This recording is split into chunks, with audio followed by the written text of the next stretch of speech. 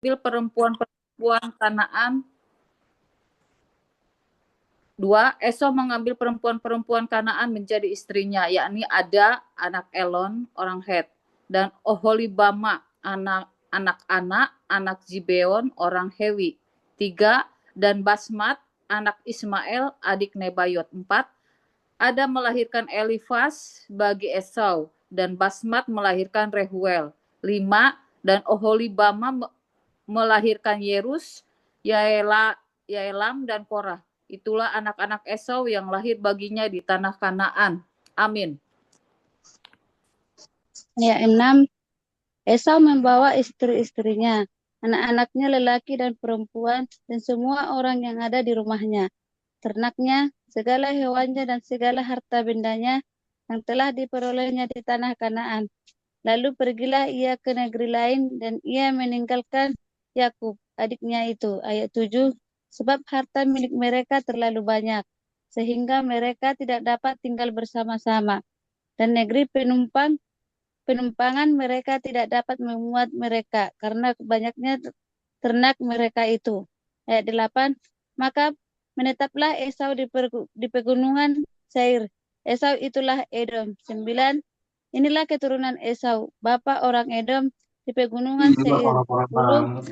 Nama anak-anaknya ialah Elifas, anak Ada istri Esau, Raheul anak Basmat istri Esau. Amin. Ayat 11. Anak-anak Elifas ialah Teeman, Omar, Sefo, Gaetam, dan Kenas. Timna adalah gundik Elifas anak Esau. Ia melahirkan Amalek bagi Elifas. Itulah cucu-cucu Ada istri Esau. Inilah anak-anak Rehuel, Nahat, Zerah, Zamah, dan Mizah. Itulah cucu-cucu Basmait istri Esau. Inilah anak-anak Oholibama istri Esau itu, anak-anak anak Zebeon. Ia melahirkan bagi Esau Yeus, Yaelam, dan Korah. Inilah kepala-kepala kaum Bani Esau. Keturunan Elifas anak sulung Esau ialah kepala kaum Teeman, kepala kaum Omar, kepala kaum Nizefo, kepala kaum Kenas. Amin. 16. Kepala kaum Korah, kepala kaum Gaetam, dan kepala kaum Amalek. Itulah kepala-kepala kaum Elifas di tanah Edom. Itulah keturunan Ada. 17. Inilah keturunan Rehuel, anak Esau, kepala kaum Nahat, kepala kaum Zerah, kepala kaum Syama, dan kepala kaum Miza. Itulah kepala-kepala kaum Rehuel di tanah Edom. Itulah keturunan Basmat, istri Esau. 18. Inilah keturunan Oholibama, istri Esau, kepala kaum Yeus, kepala kaum Yaelam, kepala kaum Korah. Itulah kepala-kepala kaum Oholibama, istri Esau, anak-anak. 19. Itulah Bani Esau, yakni Edom, dan itulah kepala-kepala kaum mereka. Keturunan Seir 20. Inilah anak-anak Seir, orang Hori, penduduk negeri itu, Lotam, Shobal, Zibeon, anak. Amin.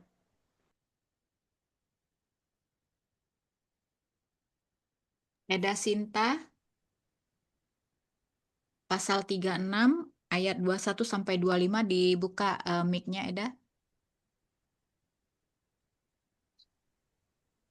Shalom, Eda Sinta ikut baca. Lewat dulu ya, Ibu Lorita. Ya. 21. Dision, Ezer, Disyan, itulah kepala-kepala kaum orang Hori, anak-anak Seir di tanah Edom. Anak-anak Lotan ialah Hori dan Heman, dan saudara perempuan Lotan ialah Timna. 23. Inilah anak-anak Syobal, Alwan, Manahat, Ebal, Shefo, dan Onam. 24. Inilah anak-anak Sibeon, Aya dan Ana. Ana inilah yang menemui mata-mata air panas di padang gurun, ketika ia sedang menggembalakan keledai Sibeon ayahnya itu. 25. Inilah anak-anak Ana, Dision dan Oholibama, anak perempuan Ana. Amin. Ayat 26. Inilah anak-anak Dision, Hemdan, Isiban, Yitran, dan Keran. 27. Inilah anak-anak Ezer, Bilhan, Zahwan, dan Akan. 28. Inilah anak-anak Disyan, Uus, dan Aran. 29. Itulah kepala-kepala kaum orang Hori, kepala kaum Lotan, kepala kaum Shobal, kepala kaum Zibeon, kepala kaum Ana. 30. Kepala kaum Disyon, kepala kaum Ezer, dan kepala kaum Disyon. Itulah kepala-kepala kaum orang Hori, kaum demi kaum di tanah Seir. Amin.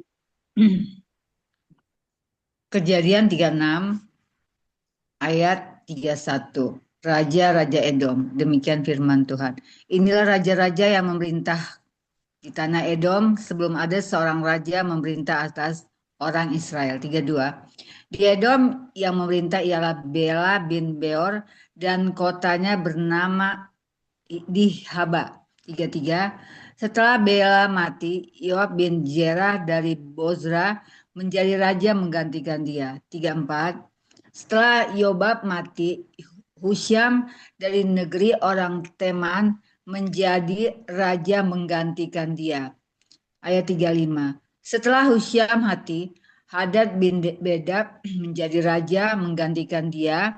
Dialah yang memukul kala orang Midian di daerah Moab dan kotanya bernama Awit. Amin.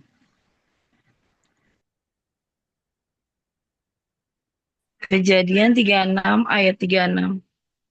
Setelah Hadad mati, Salma dan Masreka menjadi raja menggantikan dia.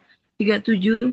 Setelah Salma mati, Saul dari Rehobot yang di pinggir sungai menjadi raja menggantikan dia. 38. Setelah Saul mati, Baalhana bin Aksbor menjadi raja menggantikan dia. 39. Setelah Baalhana bin Aksbor mati, Hadar menjadi raja menggantikan dia.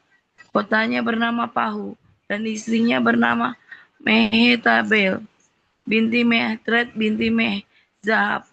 Ayat 40. Inilah nama kepala-kepala kaum Esau menurut kaum dan tempat mereka, dengan nama mereka masing-masing: kepala kaum Timna, kepala kaum Alfa, kepala kaum Yetet. Amin. Kejadian 36 ayat 41. Kepala kaum Oholibama, kepala kaum Ela, kepala kaum Pinum. Ayat 42. Kepala kaum Kenas, kepala kaum Teman, kepala kaum Mibzar. Ayat 43. Kepala kaum Magdiel dan kepala kaum Iram. Itulah kepala-kepala kaum Edom menurut tempat kediaman mereka di tanah milik mereka. Edom ialah Esau, bapa orang Edom. Kejadian 37. Yusuf dan saudara-saudaranya. Ayat yang pertama. Adapun Yakub, ia diam di negeri penumpangan ayahnya, yakni di tanah Kanaan. Ayat 2. Inilah riwayat keturunan Yakub. Yusuf tatkala berumur 17 tahun jadi masih muda, biasa menggembalakan kambing domba bersama-sama dengan saudara-saudaranya, anak-anak Bilha dan Zilpa, kedua istri ayahnya. Dan Yusuf menyampaikan kepada ayahnya kabar tentang kejahatan saudara-saudaranya. Amin. Kejadian 37 ayat 3. Israel lebih mengasihi Yusuf dari semua anaknya yang lain, sebab Yusuf itulah anaknya yang lahir pada masa tuanya, dan ia menyuruh membuat jubah yang maha indah bagi dia. Ayat 4. Setelah dilihat oleh saudara-saudaranya bahwa ayahnya lebih mengasihi Yusuf dari semua saudaranya, maka bencilah mereka itu kepadanya dan tidak mau menyapanya dengan ramah. Ayat 5. Pada suatu kali bermimpilah Yusuf, lalu mimpinya itu diceritakannya kepada saudara-saudaranya, sebab itulah mereka lebih benci lagi kepadanya. Ayat 6. Karena katanya kepada mereka, coba dengarkan mimpi yang kumimpikan ini. Ayat 7. Tampak kita sedang di ladang mengikat berkas-berkas gandum, lalu bangkitlah berkasku dan tegak berdiri. Kemudian datanglah berkas-berkas kamu sekalian, mengelilingi dan sujud menyembah kepada berkasku itu. Neng Ike mau ikut baca? Atau nanti saya langkahi dulu ya. 8. Lalu saudara-saudaranya berkata kepadanya, apakah engkau ingin menjadi raja atas kami? Apakah engkau ingin berkuasa atas kami? Jadi makin bencilah mereka kepadanya karena mimpinya dan karena perkataannya itu. 9. Lalu ia memimpikan pula mimpi yang lain, yang diceritakannya kepada saudara-saudaranya. Katanya, aku bermimpi pula, tampak matahari, bulan, dan 11 bintang sujud menyembah padaku. 10. Setelah hal itu diceritakannya kepada ayah dan saudara-saudaranya, maka ia ditegur oleh ayahnya. Mimpi apa? Mimpi apa mimpimu itu? Masakan aku dan ibumu serta saudara-saudaramu sujud menyembah kepadamu sampai ke tanah? 11. Maka iri hatilah saudara-saudaranya kepadanya, tetapi ayahnya menyimpan hal itu dalam hatinya. Yusuf dijual ke tanah Mesir. 12. Pada suatu kali pergilah saudara-saudaranya menggembalakan kambing domba ayahnya dekat Sikhem. Amin. Bu Eti. Oke, baik. Ayat 13. Lalu Israel berkata kepada Yusuf, bukankah saudara-saudaramu menggembalakan kambing domba dekat Sikem? Marilah engkau kusuruh kepada mereka. Sahut Yusuf, iya Bapak. 14. Kata Israel kepadanya, pergilah engkau melihat apakah baik keadaan saudara-saudaramu dan keadaan kambing domba dan bawalah kabar tentang itu kepadaku. Lalu Yakub menyuruh dia dari lembah Hebron dan Yusuf pun sampailah ke Sikem. 15. Ketika Yusuf berjalan ke sana kemari di padang, bertemulah ia dengan seorang laki-laki yang bertanya kepadanya, apakah yang kau cari? 16. Sahutnya, aku mencari saudara-saudaraku. Tolonglah katakan kepadaku di mana mereka mengembalakan kambing domba. 17. Lalu kata orang itu, mereka telah berangkat dari sini, sebab telah ku dengar mereka berkata, marilah kita pergi ke Dotan. Maka Yusuf menyusul saudara-saudaranya itu, dan didapatinya lah mereka di Dotan. Amin.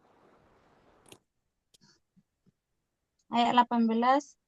Dari jauh ia telah kelihatan kepada mereka. Tetapi sebelum ia dekat pada mereka, mereka telah bermufakat mencari daya upaya untuk membunuhnya. Ayat 19. Kata mereka seorang kepada yang lain, lihat, tukang mimpi kita itu datang. Kata mereka seorang kepada yang lain, lihat, tukang mimpi kita itu datang. Ayat 20. Sekarang marilah kita bunuh dia dan kita lemparkan ke dalam salah satu sumur ini. Lalu kita katakan, seekor binatang buas telah menerkamnya. Dan kita akan lihat nanti bagaimana jadinya mimpinya itu. Ayat 21. Ketika Ruben mendengar hal ini, dia akan melepaskan Yusuf dari tangan mereka. Sebab itu katanya, janganlah kita bunuh dia. Ayat 22. Lagi kata Ruben kepada mereka, janganlah tumpahkan darah. Lemparkanlah dia ke dalam sumur yang ada di padang gurun ini. Tetapi janganlah apa-apakan dia. Maksudnya, hendak melepaskan Yusuf dari tangan mereka dan membawanya kembali kepada ayahnya. Amin. 23. Baru saja Yusuf sampai kepada saudara-saudaranya, mereka pun menanggalkan jubah Yusuf, jubah maha indah yang dipakainya itu. Dan mereka membawa dia dan melemparkan dia ke dalam sumur. Sumur itu kosong, tidak berair. Kemudian duduklah mereka untuk makan. Ketika mereka mengangkat muka, kelihatanlah kepada mereka suatu kafilah orang Ismail datang dari Gilead dengan untanya yang membawa damar, balsam dan damar ladan. Dalam perjalanannya mengangkut barang-barang itu ke Mesir. Lalu kata Yehuda kepada saudara-saudaranya itu, apakah untungnya kalau kita membunuh adik kita itu dan menyembunyikan darahnya? Marilah kita jual dia kepada orang Ismail ini. Tetapi janganlah kita apa-apakan dia, karena ia saudara kita, darah daging kita. Dan saudara-saudaranya mendengarkan perkataannya itu. Amin.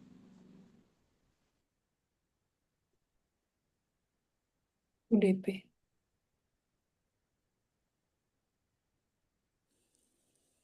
Apa Bu saya DP. aja udah bisa handphone? Bu DP. Sebentar. Bu DP. Oke, tunggu ya. Oke ya. Sebentar, ini 28. Ketika ada saudagar-saudagar Midian lewat, Yusuf diangkat ke atas dari dalam sumur itu, kemudian dijual kepada orang Ismail.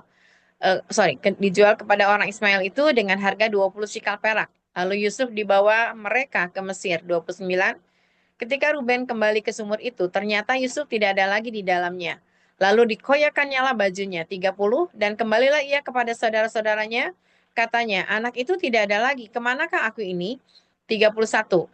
Kemudian mereka mengambil jubah Yusuf dan menyembelih seekor kambing, lalu mencelupkan jubah itu ke dalam darahnya. 32. Jubah maha indah itu mereka suruh antarkan kepada ayah mereka dengan pesan, ini kami dapati, silakan Bapak periksa apakah jubah ini milik anak Bapak atau tidak. Amin. Eda 33. Sinta. Ya, udah bisa handphoneku. 33. Ketika Yakub memeriksa jubah itu, ia berkata, "Ini jubah anakku." Binatang buas telah memakannya, tentulah Yusuf telah diterkam. Ayat 34. Dan Yakub mengoyakkan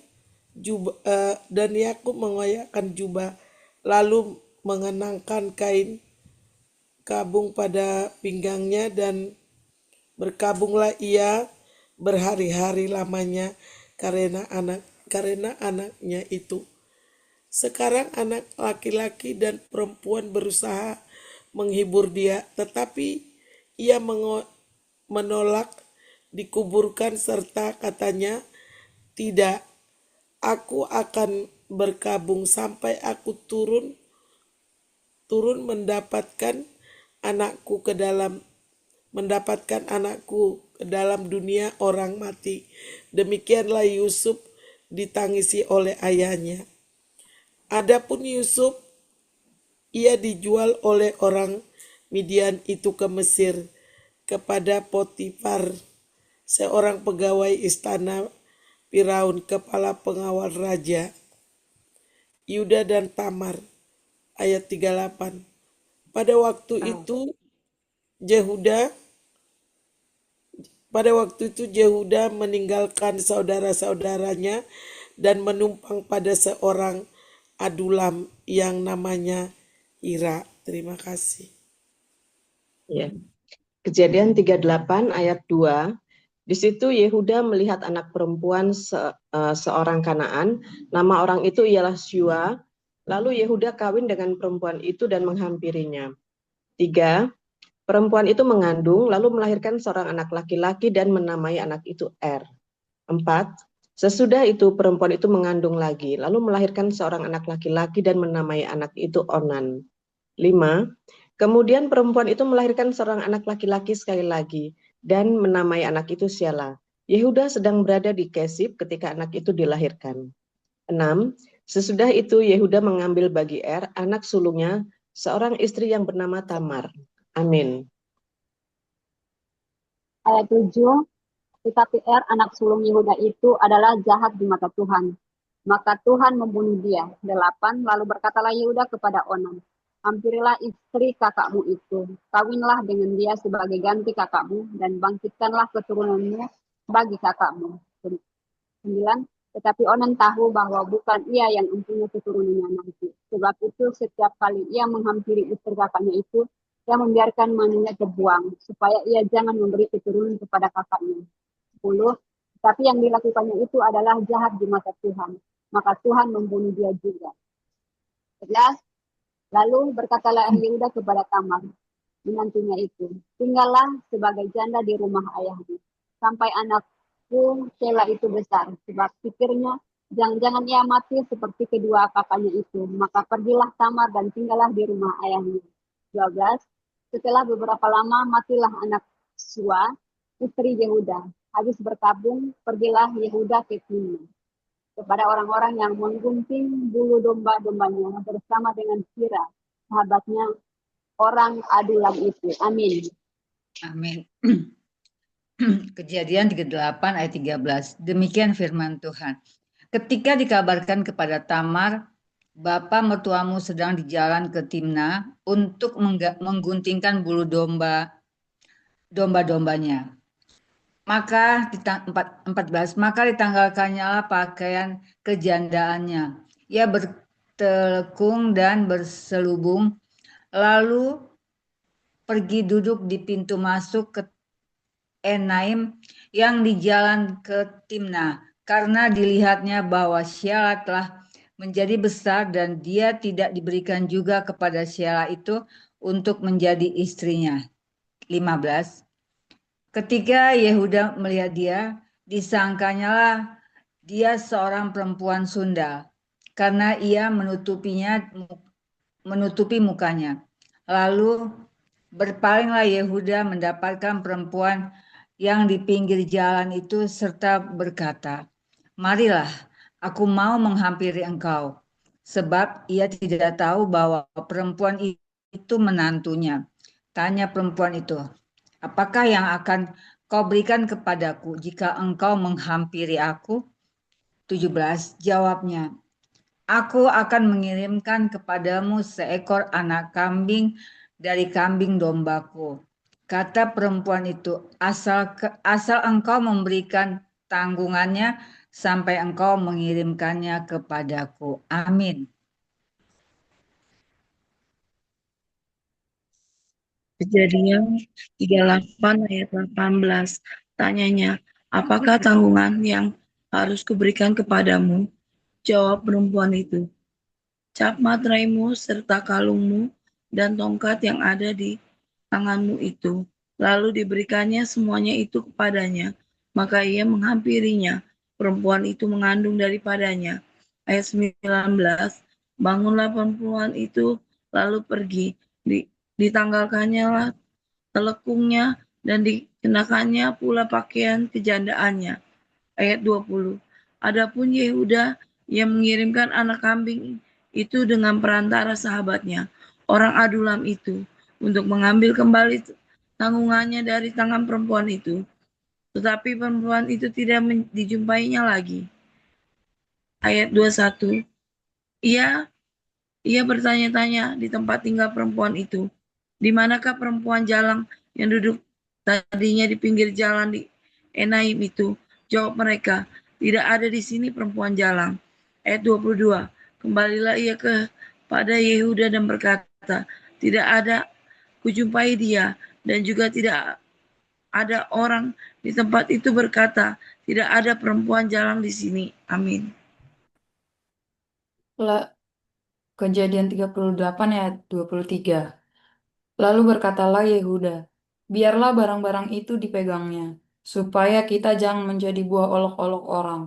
Sungguhlah anak kambing itu telah kukirimkan, tetapi engkau tidak menjumpai perempuan itu.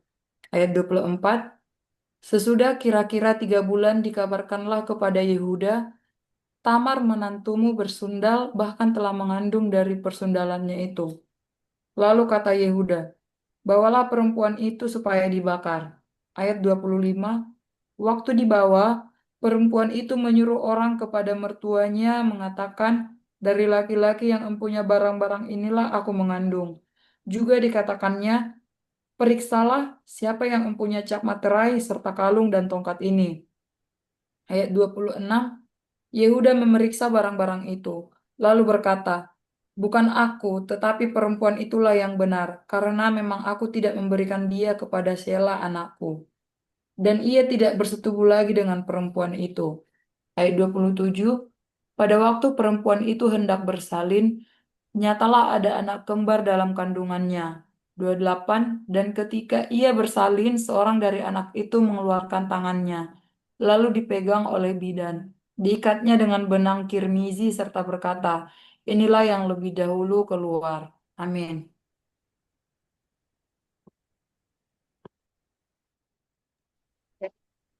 Ayat 29.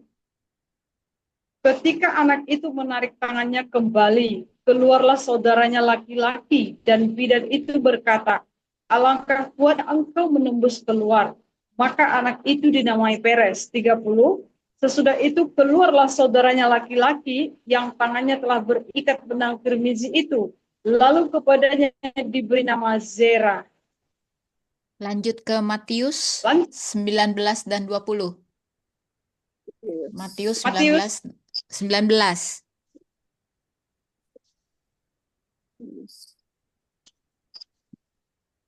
Matius 19. Matius 19 perceraian. Setelah Yesus selesai dengan pengajarannya itu, berangkatlah ia dari Galilea dan tiba di daerah Yudea yang di seberang sungai Yordan. Ayat 2, orang banyak berbondong-bondong mengikuti dia, dan ia pun menyembuhkan mereka di sana. Ayat 3, maka datanglah orang-orang Farisi kepadanya untuk mencobai dia. Mereka bertanya, apakah diperbolehkan orang menceraikan istrinya dengan alasan apa saja? Ayat 4, jawab Yesus, tidakkah kamu baca bahwa ia yang menciptakan manusia sejak semula menjadikan mereka laki-laki dan perempuan? Ayat 5, dan firman-Nya. Sebab itu laki-laki akan meninggalkan ayah dan ibunya dan bersatu dengan istrinya, sehingga keduanya itu menjadi satu daging. Amin. Neng Ika ikut baca? Udah nyampe rumah Ya, belum? Bu. Ya, Ya. silakan. Matius 19 ayat 6 sampai 10. Matius 19 ayat 6. Demikianlah mereka bukan lagi dua, melainkan satu. Karena itu, apa yang telah dipersatukan Allah tidak boleh diceraikan manusia. Ayat 7, kata mereka kepadanya, jika demikian, apakah sebabnya Musa memerintahkan untuk memberikan surat cerai jika orang menceraikan istrinya? Ayat 8, kata Yesus kepada mereka, karena ketegaran hatimu, Musa mengizinkan kamu menceraikan istrimu, tetapi sejak semula demikian tidaklah demikian. Ayat 9, tetapi aku berkata kepadamu, barang siapa menceraikan istrinya, kecuali karena zina, lalu kawin dengan perempuan lain, ia berbuat zina. Ayat 10, murid-murid itu berkata kepadanya, jika demikian, halnya hubungan antara suami dan istri, lebih baik jangan kawin. Amin. Ayat 11, akan tetapi ia berkata kepada mereka, tidak semua orang dapat mengerti perkataan itu, hanya mereka yang dikaruniai saja. 12, ada orang yang tidak dapat kawin karena ia memang lahir demikian dari rahim ibunya, dan ada orang yang dijadikan demikian oleh orang lain, dan ada orang yang membuat dirinya demikian karena kemauannya sendiri oleh karena kerajaan sorga. Siapa yang dapat mengerti, hendaklah ia mengerti. Yesus memberkati anak-anak. 13. Lalu orang membawa anak-anak kecil kepada Yesus supaya ia meletakkan tangannya atas mereka dan mendoakan mereka. Akan tetapi murid-muridnya memarahi orang-orang itu. 14. Tetapi Yesus berkata, biarkanlah anak-anak itu, janganlah menghalang-halangi mereka datang padaku. Sebab orang-orang yang seperti itulah yang punya kerajaan sorga. 15. Lalu ia meletakkan tangannya atas mereka dan kemudian ia berangkat dari situ. Amin. Orang kaya, orang muda yang kaya. 16. Ada seorang datang kepada Yesus dan berkata, Guru, perbuatan baik apakah yang harus kuperbuat untuk memperoleh hidup yang kekal? 17. Jawab Yesus, apakah sebabnya engkau bertanya kepadaku tentang apa yang baik? Hanya satu yang baik. Tetapi jikalau engkau ingin masuk ke dalam hidup, turutilah segala perintah Allah. 18. Kata orang itu kepadanya, perintah yang mana? Kata Yesus, jangan membunuh, jangan berzina, jangan mencuri, jangan mengucapkan saksi dusta. 19. Hormatilah ayahmu dan ibumu dan kasihilah sesamamu manusia seperti dirimu sendiri. 20. Kata orang muda itu kepadanya, semuanya itu telah kuturuti, apalagi yang masih kurang? Amin. Ayat 21, kata Yesus kepadanya, jikalau engkau hendak sempurna, pergilah, jualah segala milikmu dan berikanlah itu kepada orang-orang miskin, maka engkau akan beroleh harta di surga. Kemudian datanglah kemari dan ikutlah aku. Ayat 22, ketika orang muda itu mendengar perkataan itu, pergilah ia dengan sedih, sebab banyak hartanya. Ayat 23, Yesus berkata kepada murid-muridnya, aku berkata kepadamu, sesungguhnya sukar sekali bagi seorang kaya untuk masuk ke dalam kerajaan surga. Ayat 24, sekali lagi aku berkata kepadamu, lebih mudah seekor unta masuk melalui lubang jarum daripada seorang kaya masuk ke dalam kerajaan Allah. Ayat 25, ketika murid-murid mendengar itu, sangat gemparlah mereka dan berkata, jika demikian, siapakah yang dapat diselamatkan? Amin. Ayat 26, Yesus memandang mereka dan berkata, bagi manusia hal ini tidak mungkin, tetapi bagi Allah segala sesuatu mungkin. Upah mengikuti Yesus. Ayat 27, lalu Petrus menjawab dan berkata kepada Yesus, kami telah meninggalkan segala sesuatu dan mengikut Engkau. Jadi apakah yang akan kami peroleh? Kata Yesus kepada mereka, Aku berkata kepadamu, sesungguhnya pada waktu penciptaan kembali, apabila anak manusia bersemayam di tahta kemuliaannya, kamu yang telah mengikut aku akan duduk juga di atas 12 tahta untuk menghakimi kedua belah suku Israel. 29. Dan setiap orang yang karena namaku meninggalkan rumahnya, saudaranya laki-laki atau saudaranya perempuan, bapak atau ibunya, anak-anak atau ladangnya, akan menerima kembali 100 kali lipat dan akan memperoleh hidup yang kekal. Tetapi banyak orang yang terdahulu akan menjadi yang terakhir, dan yang terakhir akan menjadi terdahulu. Amin. Matius 20, perumpamaan tentang orang-orang upahan di kebun anggur. Ayat 1-5. Adapun hal kerajaan sorga sama seperti seorang tuan rumah yang pagi-pagi benar keluar mencari pekerja-pekerja untuk kebun anggurnya. Setelah ia sepakat dengan pekerja-pekerja itu mengenai upah sedinar sehari, ia menyuruh mereka ke kebun anggurnya. Kira-kira pukul 9 pagi, ia keluar pula dan dilihatnya ada lagi orang-orang lain menganggur di pasar. Katanya kepada mereka, pergi jugalah kamu ke kebun anggurku dan apa yang pantas akan kuberikan kepadamu. Dan mereka pun pergi. 5. Kira-kira pukul 12 dan pukul 3 petang. Ia keluar pula dan melakukan sama seperti tadi. Amin. Ya. Ayat 6. Kira-kira pukul 5 petang ia keluar lagi dan mendapati orang-orang lain pula. Lalu katanya kepada mereka, mengapa kamu menganggur saja di sini sepanjang hari? Ayat 7. Kata mereka kepadanya, karena tidak ada orang mengupah kami. Katanya kepada mereka, pergi jugalah kamu ke kebun anggurku. Ayat 8.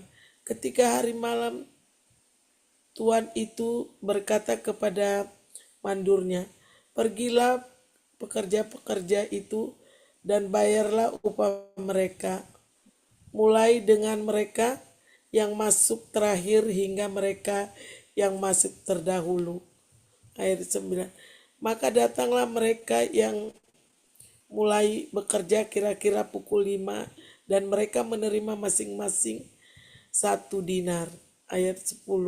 Kemudian datanglah mereka yang masuk terdahulu, sangkanya akan mendapat lebih banyak, tetapi mereka pun menerima masing-masing 1 dinar juga. Terima kasih. Ayat 11. Ketika mereka menerimanya, mereka bersungut-sungut kepada tuan itu. 12 katanya, mereka yang masuk terakhir ini hanya bekerja 1 jam, dan engkau menyamakan mereka dengan kami yang sehari suntuk bekerja berat dan menanggung panas terik matahari. 13. Tetapi tuan itu menjawab seorang dari mereka, saudara, aku tidak berlaku tidak adil terhadap engkau. Bukankah kita telah sepakat sedinar sehari? 14. Ambillah bagianmu dan pergilah. Aku mau memberikan kepada orang yang masuk terakhir ini sama seperti kepadamu. 15. Tidakkah aku bebas mempergunakan milikku menurut kehendak hatiku? Atau iri hatikah engkau karena aku murah hati? Amin. Ayat 16, demikianlah orang yang terakhir akan menjadi yang terdahulu, dan yang terdahulu akan menjadi yang terakhir. Pemberitahuan ketiga tentang penderitaan Yesus. 17.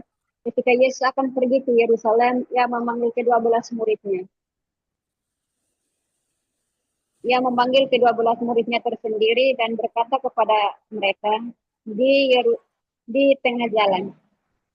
18. Sekarang kita pergi ke Yerusalem dan anak manusia akan diserahkan kepada imam-imam, kepala dan ahli-ahli Taurat, dan mereka akan menjatuhi dia hukuman mati. 19.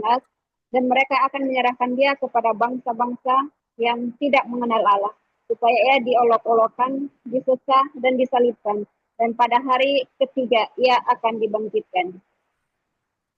Permintaan Ibu Yakobus dan Yohanes bukan memerintah melainkan melayani. 20. Maka datanglah ibu anak-anak Zebedeus serta anak-anaknya itu kepada Yesus, lalu bersujud di hadapannya untuk meminta sesuatu kepadanya. Amin. Amin. Matius 20 ayat 21, demikian firman Tuhan. Kata Yesus, apa yang kau kehendaki? Jawabnya, berilah perintah supaya kedua anakku ini boleh duduk kelak di dalam kerajaanmu, yang seorang di sebelah kananmu dan yang seorang lagi di sebelah kirimu. Ayat 22.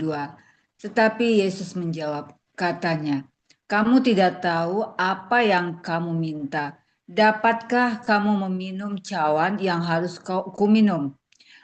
Kata mereka kepadanya, kami dapat. Ayat 23. Yesus berkata kepada mereka, cawanku memang akan kamu minum. Tetapi hal duduk di sebelah kananku atau di sebelah kiriku, aku tidak berhak memberikannya. Itu akan diberikan kepada orang-orang bagi siapa Bapakku telah menyediakannya. 24. Mendengar itu marahlah ke-10 murid yang lain kepada kedua saudaranya itu. Ayat 25. Tetapi Yesus memanggil mereka lalu berkata, kamu tahu bahwa pemerintah bangsa-bangsa memerintah rakyatnya dengan tangan besi, dan pembesar-pembesar menjalankan kuasanya dengan keras atas mereka. Amin. Matius 20 ayat 3. Matius 20 ayat 26. Tidaklah demikian di antara kamu. Barang siapa ingin menjadi besar di antara kamu, hendaklah ia menjadi pelayanmu. Ayat 27. Dan barang siapa ingin menjadi terkemuka di antara kamu, hendaklah ia menjadi hambamu. Ayat 28. Sama seperti anak manusia datang bukan untuk dilayani, melainkan untuk melayani dan untuk memberikan nyawanya menjadi tebusan bagi banyak orang. Yesus menyembuhkan 2 orang buta. Ayat 29. Dan ketika Yesus dan murid-muridnya keluar dari Yeriko, orang banyak berbondong-bondong mengikuti dia. Ayat 30. Ada 2 orang buta yang duduk di pinggir jalan mendengar bahwa Yesus lewat. Lalu mereka berseru, Tuhan, anak Daud, kasihanilah kami. Amin.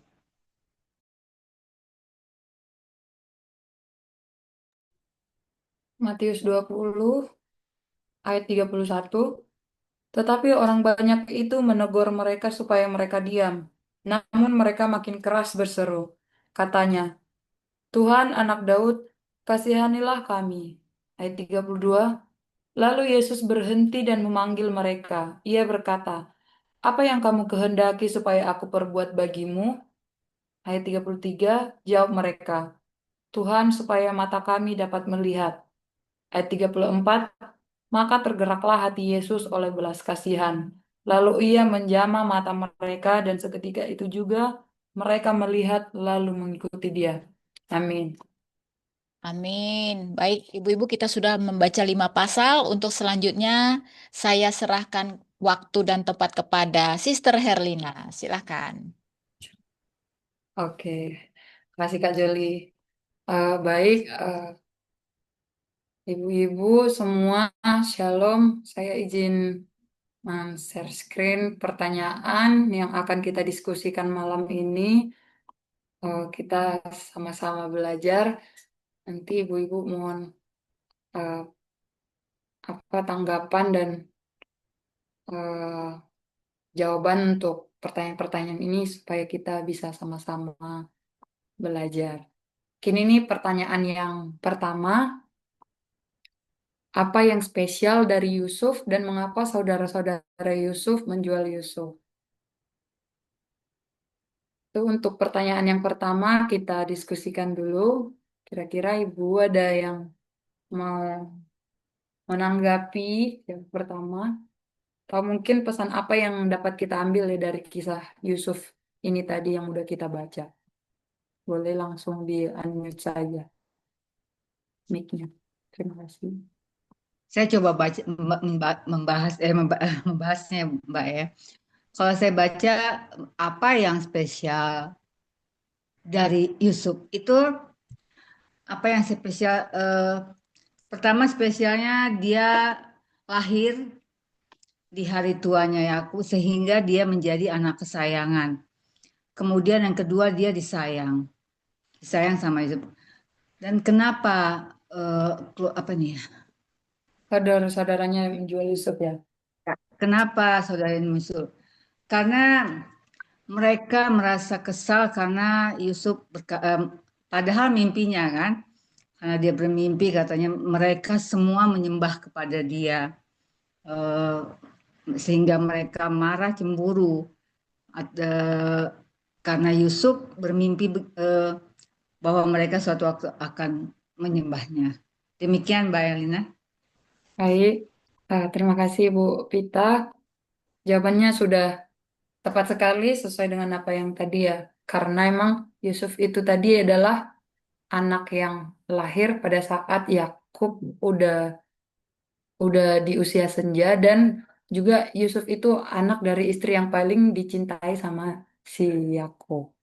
Terus juga adalah karena sifatnya si Yusuf ini, dia memiliki karakter yang baik, dia juga memiliki iman yang kuat pada Tuhan, dan dia juga merupakan anak yang rajin. Jadi kalau kita baca, mungkin kalau sekedar dari yang tadi kita baca mungkin tidak dijelaskan secara spesifik, tapi kita tahu bahwa Yusuf itu adalah orang yang memiliki tingkat pengendalian diri yang sangat baik. Bahkan dan dia tidak memiliki rasa benci pada orang-orang ataupun saudara-saudaranya. Bahkan pada saat dia udah dijual, bahkan pada saat dia berada dicobain dengan godaan duniawi, juga dia tetap teguh, dia tidak tergoda, dan dia dapat mengendalikan dirinya.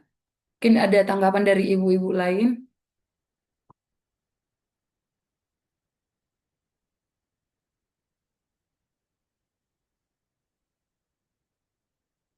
Ada tanggapan mungkin Bu, kalau mengapa saudara-saudara menjual Yusuf? Tadi kan udah dijelasin sama Ibu Pita juga, saudara-saudaranya benci sama dia gitu, iri. Oh, mungkin yang bisa saya tambahin itu adalah dari cerita ini tuh kita melihat bahwa benih-benih benci, iri yang ada di hati setiap saudara-saudaranya ini, walaupun mungkin itu muncul eh, karena ada perlakuan berbeda, karena ayahnya lebih menyayangi Yusuf. Tapi kan Yusuf itu lebih disayang tentu karena ada juga alasannya, itu karena tadi itu dia memiliki karakter yang baik dan dia memiliki iman pada Tuhan. Nah, kan saudara-saudaranya ini iri kepada dia. Saudara-saudara ini memelihara rasa iri dan rasa benci di hati mereka. Sehingga pada saat ada kesempatan timbul niat jahat. Nah, semua jadi kayak berawal dari benci iri dulu yang dipelihara di dalam hati mereka.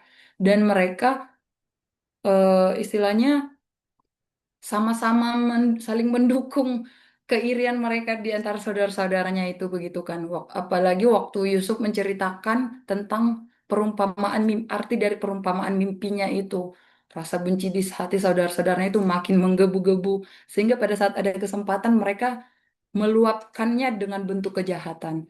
Jadi mungkin pesan yang bisa kita ambil adalah di saat ada benih-benih kebencian atau mungkin iri di dalam hati kita, karena menurut menurut saya juga kita manusia yang mungkin itu alami terjadi saat kita berada dalam situasi atau kondisi tertentu, tapi mari kita sama-sama mengingat kembali pesan Tuhan bahwa di hati kita itu harusnya adalah buah-buah roh.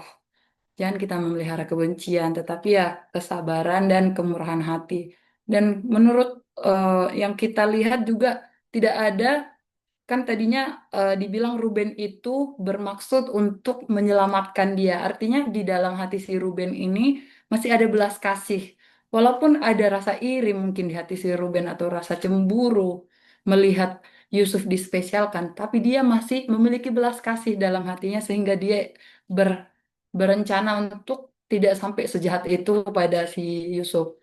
Nah, eh, artinya itu kalau selagi ada belas kasih di hati kita, kita akan diselamatkan dari rasa-rasa benci itu tadi. Jadi kita harus memelihara buah-buah roh yang eh, telah Tuhan sampaikan, telah Yesus sampaikan pada kita, supaya kita terselamatkan dari apa ya, pikiran-pikiran duniawi kita mungkin itu. Mungkin itu pesan yang bisa saya sampaikan untuk diskusi kita atas pertanyaan pertama. Atau mungkin ibu-ibu ada yang menambahi atau pengalaman. Karena ini kan contohnya ini pasti banyak terjadi dalam kehidupan kita sehari-hari. Mungkin ada yang bahkan cemburu pada suaminya sendiri gitu kan. Ada mungkin cemburu pada saudara-saudaranya atau di tempat kerja cemburu karena teman-temannya kayaknya lebih dapat rezeki lebih atau mungkin lebih dipromosin sama siapapun gitu. Boleh sharing bagaimana cara ibu-ibu apa sih mengendalikan rasa-rasa yang rasa cemburu atau iri saat-saat muncul dalam kehidupan kita gitu. Karena sebenarnya rasa iri dan cemburu itu juga apa kadang itu muncul tidak kita kendalikan tapi itu menyakiti kita sendiri loh. Rasa cemburu dan iri itu membuat pikiran kita gelisah. Jadi saat gelisah apa kira-kira ibu-ibu boleh sharing apa gitu yang kita lakukan untuk mereda rasa iri dan cemburu kita supaya kita bisa bagi tips juga kan sekalian. Siapa tahu pengalaman adalah guru terbaik. Boleh Bu Ike tadi kayaknya udah hidupin mic-nya, boleh dihidupin lagi Selamat aja Bu. eh, tadi atas pertanyaan yang apa sih yang spesial dari Yusuf dan mengapa saudara-saudara Yusuf menjual Yusuf sudah saya jawab di chat ya. Oh iya, terima kasih Bu. Kalau pengalamannya boleh Bu, waktu rasa iri cemburu melanda, kira-kira cara meredakannya gimana gitu? Iya, Biasanya Bu. memang Ya. manusia tidak lepas dari rasa cemburu atau iri hati ya. Awalnya Mm-mm. memang susah juga ya untuk melepaskannya. 10 tahun saya bergumul, 10 tahun saya pengikut Tuhan, tapi sampai detik hari ini masih juga, tapi dengan cara saya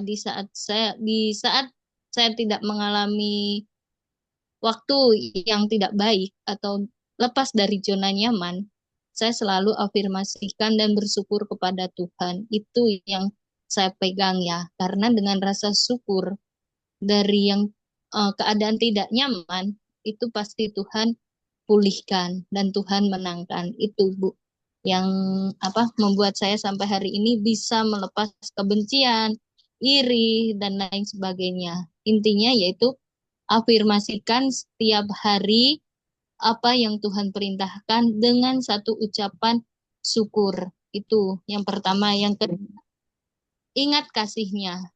Karena Tuhan sudah mati di kayu salib, Dia sudah mengorbankan darahnya untuk kita. Maka apapun yang kita perbuat, ingatlah kasih Tuhan di kayu salib tersebut. Dengan mengasihi Dia, kita akan bisa melepaskannya. Walaupun prosesnya tidak mudah, tapi saya percaya Tuhan pasti menangkan. Mungkin itu aja Bu dari saya. Terima kasih.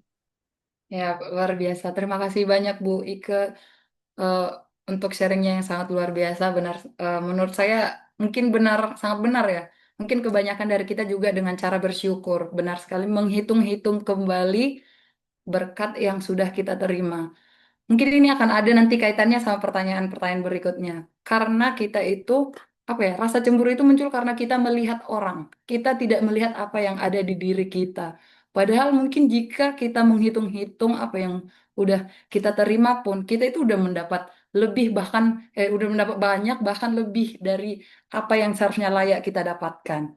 Jadi tetap bersyukur dan benar tadi ingat kasih Tuhan. Karena Tuhan itu nggak pernah berhenti mengasihi kita. Jadi untuk apa kita memelihara rasa iri kita? Sementara kita memiliki kasih dari Tuhan. Mungkin itu untuk boleh kita lanjut ke pertanyaan berikutnya. Jika masih ada mungkin ibu-ibu yang mau sharing, kita masih banyak waktu kalau mau sharing lagi. Ada lagi yang mau sharing pengalamannya mengendalikan rasa iri dan cemburu ini? Mungkin ibu-ibu karena di sini udah menikah semua, adakah yang pernah cemburu dengan pasangannya? Mungkin boleh sharing.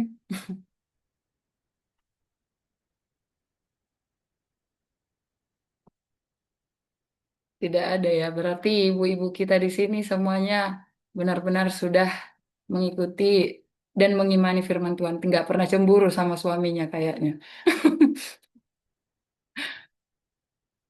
Baik, pertanyaan kedua saja. Boleh mungkin sama-sama kita lihat di layar bagaimana tanggapan Yesus tentang perceraian. Boleh ibu-ibu ditanggapin tentang case yang satu ini. Sebelumnya saya disclaimer, yang ini saya juga kurang memahami, jadi saya mohon bantuan sekali dari ibu-ibu sekalian. Bagaimana cara kita memahami tentang perceraian dalam konteks Alkitab. Terima kasih.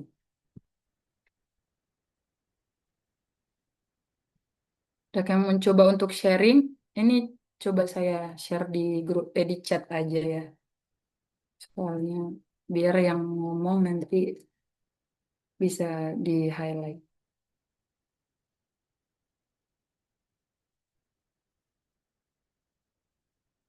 Pertanyaannya udah ada di kolom chat. Boleh ibu-ibu yang mau menanggapi. Mohon kita sama-sama belajar.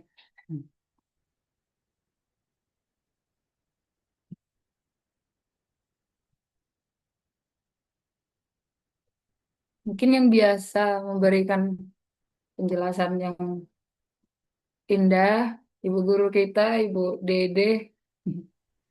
Saya jawab dulu Oh bagaimana iya, tanggapan baik. Yesus tentang perceraian. Kalau saya baca di Ya. 19, Matius 19 ayat 9 ya. Tapi yang pasti di ayat 19 ayat 6 sudah dikatakan demikianlah mereka bukan lagi dua, melainkan satu. Karena itu apa yang telah dipersatukan Allah tidak boleh diceraikan manusia. Kan pertama itu ya, apa yang sudah dipersatukan Allah tidak boleh diceraikan manusia.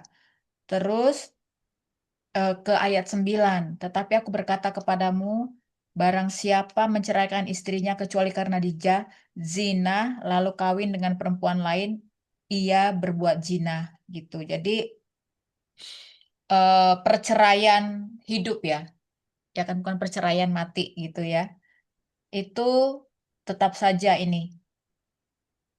Tetapi aku berkata, barang siapa menceraikan istrinya kecuali karena zina, lalu kawin dengan perempuan lain, ia berbuat zina. Jadi kalau menurut saya ya, kalau dari pembacaan ini sebenarnya Yesus tidak memperbolehkan adanya perceraian seperti itu. Karena tetap aja ujung-ujungnya cerai hidup, ujung-ujungnya kata-katanya adalah zina. Tapi nggak tahu kalau yang lain gimana.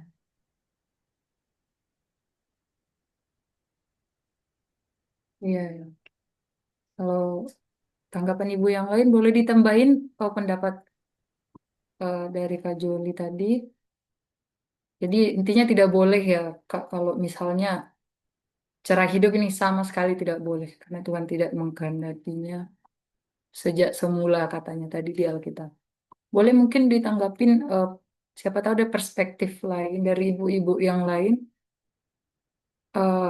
Saya bantu sebut namanya mungkin ya biar lebih interaktif. Saya Biar Bu lebih- Eti. Oh iya, Kak Eti, boleh Kak Eti. Yaitu janji pernikahan yang Tuhan ingatkan kepada saya ketika saya berhadapan dengan pergumulan permasalahan dalam rumah tangga ya, sampai ingin bercerai. Tetapi ketika diingatkan Tuhan kepada ayat yang apa yang sudah disatukan oleh Tuhan tidak boleh diceraikan manusia, itu saya langsung lemas. Aduh, pernikahan Kristen itu tidak boleh dipakai main-main, tidak boleh nggak sembarangan gitu, karena berjanji di hadapan Tuhan dan manusia dan disaksikan oleh banyak orang kan, keluarga dan maaf nih saya tutup ya itunya kameranya. Iya, Kak. Disaksikan oleh Tuhan dan hamba-hamba Tuhan juga jemaat yang hadir dan keluarga besar. Jadi tidak bisa sembarangan yang harus kita cari jalan keluarnya adalah kita itu berusaha menyelesaikan masalah yang ada di dalam diri kita dulu. Perbaiki dulu diri kita, introspeksi diri ke dalam gitu.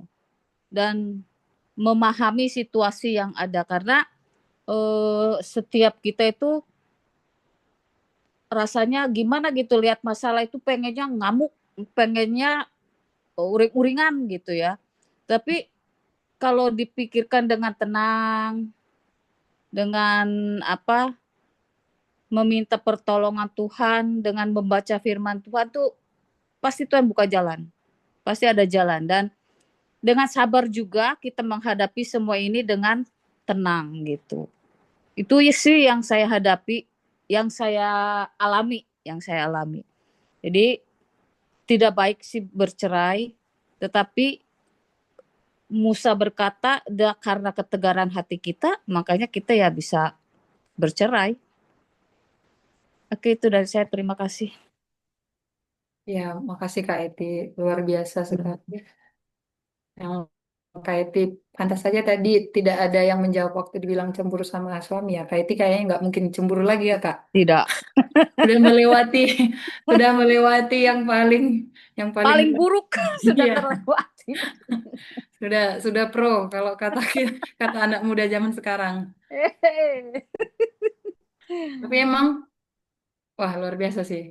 Soalnya zaman sekarang ini apalagi sekarang artis-artis banyak cerai ya kita dengar berita gitu kan. Yang artinya ya emang tantangan dalam pernikahan itu nggak main-main gitu kan. Tantangan dalam pernikahan itu tidak semudah tantangan mencari uang gitu kan. Nggak cuma masalah finansial mungkin ya Kak Eti, banyak masalah tentang Banyak. keluarga kayak pernah Oh. Kak Eti bersaksi tentang Ah. perbedaan budaya. Iya, Welcome itu. to Batak family. Ya, benar-benar banyak tantangan tapi puji Tuhan luar biasa Kak Eti sampai sekarang bertahan Amin. dan menjadi apa? Menjadi saksi bagi kami dan ibu-ibu di sini juga. Amin. Amin, luar biasa. Mungkin ada juga ibu-ibu yang mungkin mau menanggapi lagi atau saya mau bertanya juga sih. Soalnya kan tadi ada klausul ayatnya dan orang Farisi juga mencobai Yesus dengan pertanyaan itu. Lalu bagaimana dengan Musa yang membagikan surat cerai? Dan Tuhan Yesus pun menjawabnya dengan sejak semula memang tidak begitu kan katanya. Tapi demi ketegaran hatimu. Yang dimaksud dengan ketegaran hati ini oh, apa ya? Kalau saya tadi mencoba-coba mencari-cari dan melihat juga apa dari kasus-kasus perceraian di yang orang Kristen, kebanyakan misalnya karena kekerasan dalam rumah tangga gitu kan. Atau mungkin apa berzina, ketahuan selingkuh gitu. Nah, eh, dan alasan perceraian itu terjadi terutama dari pihak perempuan ya. Banyak yang memberikan alasan yang secara logika manusia memikirkannya ya emang mending cerai gitu. Tapi apakah secara pandangan Alkitab pasti berbeda kan? Karena kita manusia langkah maju gitu kan.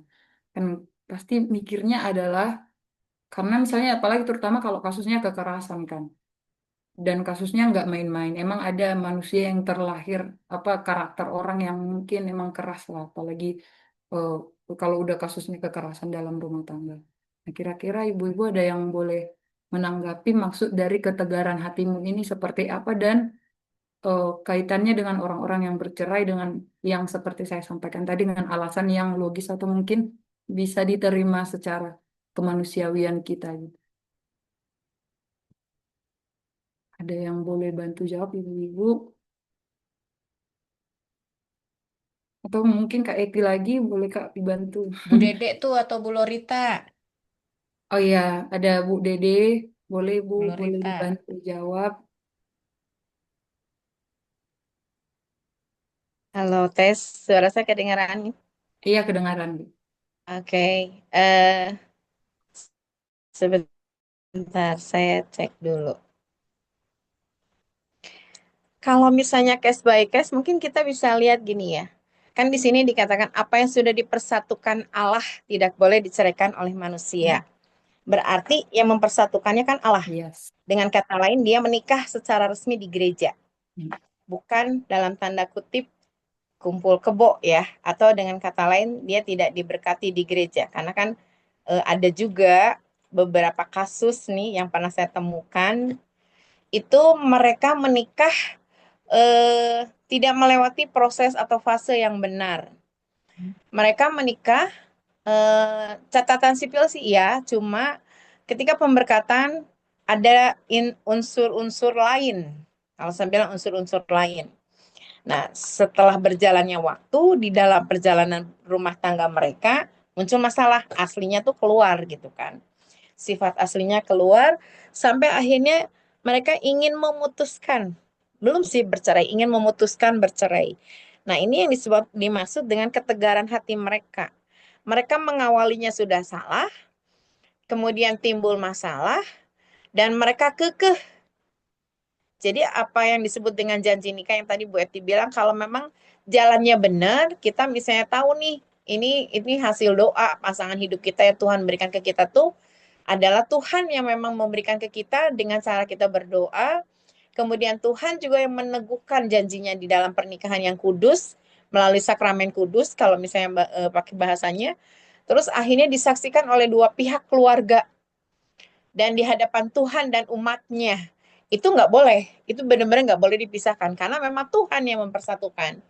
Tapi kalau case-nya yang tadi, dia mengawalinya dengan salah, timbul masalah, kemudian akhirnya mereka ya itu lebih ke egosentrisnya. Ketika mereka memutuskan untuk saya mau cerai karena saya udah nggak apa sih namanya nggak cocok gitu kan. Nah itu tuh sebenarnya ketegaran hati, kekerasan hati karena mereka fokusnya bukan Tuhan. Fokus mereka dari awal adalah dirinya sendiri, akunya yang dimunculkan. Ini nggak beda jauh dengan apa sih namanya yang bukan Tuhan lah ya kalau saya bilang. Karena ketika manusia mulai memunculkan egosentrisnya mereka, fokusnya kepada diri sendiri, bukan fokus kepada Tuhan, maka segala sesuatu akan mereka munculkan. Alasan demi alasan akan mereka munculkan. Makanya di situ Yesus ngomong, kalau Musa waktu itu menyetujui, itu karena ketegaran hati kamu. Yang namanya tegar itu kan berarti keras hati gitu. Ketika orang keras hati, akhirnya ya diizinkan silakan. Tapi ingat, segala sesuatu yang sudah dilakukan ada hukum tabur tuai, ada hukum apa sih namanya? Apa yang kamu tabur ya itu akan kamu tuai, atau dengan kata lain konsekuensinya akan kita terima gitu kalau memang itu terjadi. Tapi saya percaya ibu-ibu yang ada di sini itu adalah ibu-ibu yang hebat yang mengawalinya dengan benar. Nggak ada yang seperti itu. Tapi kalau memang misalnya muncul seperti itu, saya pernah nanya ke pendeta saya, apakah diizinkan orang Kristen menikah? Kalau orang Kristen yang memang seperti tadi kasusnya yang Bu Eti bilang, itu nggak boleh. Tapi kalau misalnya dia mengawalinya dengan nggak benar, dia hidup di dalam Tuhannya juga angin-anginan, kemudian dia tidak mengalami yang namanya lahir baru secara roh jiwanya, maka ketika ada problem, dia akhirnya memutuskan, udah cerai aja. Itu karena ketegaran hati mereka. Apakah Yesus setuju? Yesus hanya memberikan istilahnya gini, kamu sendiri yang memutuskan karena free will itu diberikan ke kita gitu. Jadi tetap intinya sih kalau secara de jure ya hukum kekristenan perceraian itu tidak diperbolehkan karena kan Allah sendiri yang mengatakan apa yang sudah dipersatukan manusia tidak boleh diceraikan oleh apa yang sudah dipersatukan oleh Allah tidak boleh diceraikan oleh manusia karena Allah sendiri yang sudah menyatukan. Tapi kalau memang misalnya manusianya kekeh, ya kadang-kadang kan ada orang, tapi kan saya KDR, tapi kan saya begini-begini. Nah, kenapa tuh kamu memulai dengan salah gitu? Tapi kalau misalnya dia udah memulai dengan salah, dia bertobat, ya itu nggak akan terjadi sebenarnya seperti itu. Jadi kembali fokusnya kemana? Ketika kita fokusnya benar, maka caranya juga benar. Itu aja sih. Saya panggilnya apa ya? Dek Herlina. Wis. Lina Kak. Lina Bu. Lina, oke. Ya, emang gitu aja Kak Lina. Ah, iya, betul. Baik, luar biasa. Emang kita selalu mendapatkan jawaban yang ekstra kalau dari Ibu Dede ya. Kayak langsung lengkap aja gitu rasanya. Kayak semua pertanyaan bahkan yang tidak berencana untuk kita tanyakan jadi ada jawaban. Luar biasa. Jadi emang mungkin benar ya. Karena mungkin kuncinya adalah bagaimana kita mengawali pernikahan itu tadi. Kalau emang dari awal udah dibalut dengan langkah yang nggak benar, ya mungkin ya bisa jadi itu tadi ya di pertengahan jalannya akan seperti itu. Mungkin juga ada yang apa pengalaman teman-teman yang pernah sharing ke saya kayak kedua pihak kayak nggak seimbang. Tapi kan makanya mungkin Tuhan bilang menikah dengan yang sepadan dan seiman. Sepadan artinya ya pengertiannya tentang iman itu juga sepadan gitu, bukan cuma sama-sama Kristen gitu kan. Karena ada yang saya tahu itu mereka sama-sama Kristen tapi satu itu kayak Yang cowok itu kayak gitu mungkin kurang kurang bisa mengimani peran sebagai seorang kepala rumah tangga dan ayah. Sementara si istri mencoba sabar sampai KDRT pun udah lama. Setelah kasus lama KDRT dia mencoba sabar, dia jatuhnya jadi trauma dan berakhir dengan sebuah perceraian. Pada saat dengar ceritanya saya kayak mendukung, oh iya itu keputusan yang benar untuk bercerai kayak gitu. Tanpa memiliki, mungkin karena saya tidak memiliki eh, pandangan yang benar tentang pernikahan itu, perceraian itu tadi ya. Tapi dengan penjelasan yang Ibu Dede maksud tadi ya mungkin bisa diselesaikan dengan berdiskusi dengan pasangan ya, supaya lebih mendekatkan diri ke Tuhan. Kembali lagi mengimani peran-peran kita sesuai dengan apa yang Tuhan tetapkan di Alkitab. Mungkin itu yang bisa kita dapatkan. Terima kasih banyak Ibu Dede. Nanti kalau ada pertanyaan berikutnya lagi, kita panggil lagi Ibu Dede.